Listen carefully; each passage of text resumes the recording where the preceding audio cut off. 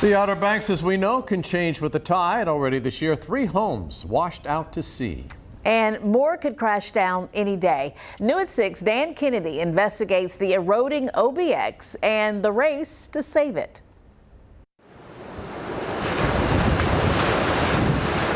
July in the Outer Banks is prime vacation time for visitors like Betsy Temple. I love Rodanthe. It's like I've been going in exits since I was born.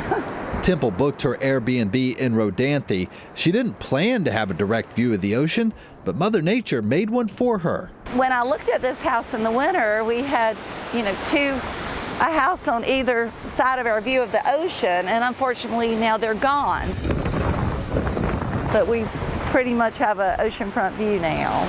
Ocean Drive is a shell of its former self.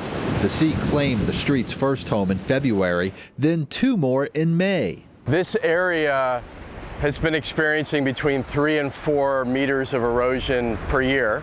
Dave Halleck has watched the beach shrink for years. He's the superintendent of the Cape Hatteras National Seashore, where much of the debris from those homes washed ashore in a mangled mess, chewed up and spit out by the Atlantic Ocean.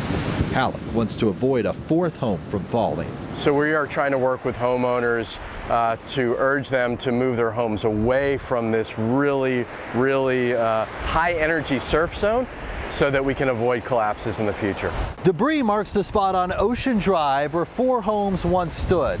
3 of them were washed out to sea earlier this year.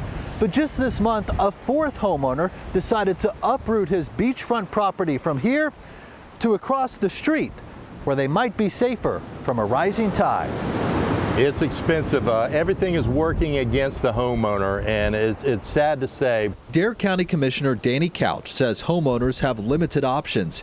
He says insurance companies will no longer pay to proactively relocate a home in danger. It appears that there are no options until there's a catastrophic event with your house. They'll pay out when your house collapses.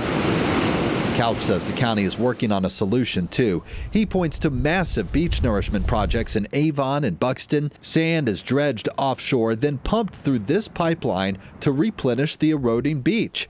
It's a fix for now, but Couch says these beaches will need renourishment every 5 years. Right now it's sustainable. Dan, 10 years from now, will it still be sustainable? I don't know, but right now this is what we have. Erosion on barrier islands like the Outer Banks is natural and expected, except erosion these days competes with development like those large beach homes on Ocean Drive. As you can see that the ocean is coming up underneath it and eroding the sand around the pilings. After the first collapse, Dare County officials tagged 8 of the neighboring homes as unsafe. One of those homes is no longer tagged, but is now for sale for almost $700,000. The flyer calls it an excellent investment opportunity just steps from the beach, which some days might be better described as steps from the water. Dan Kennedy, 13 News Now.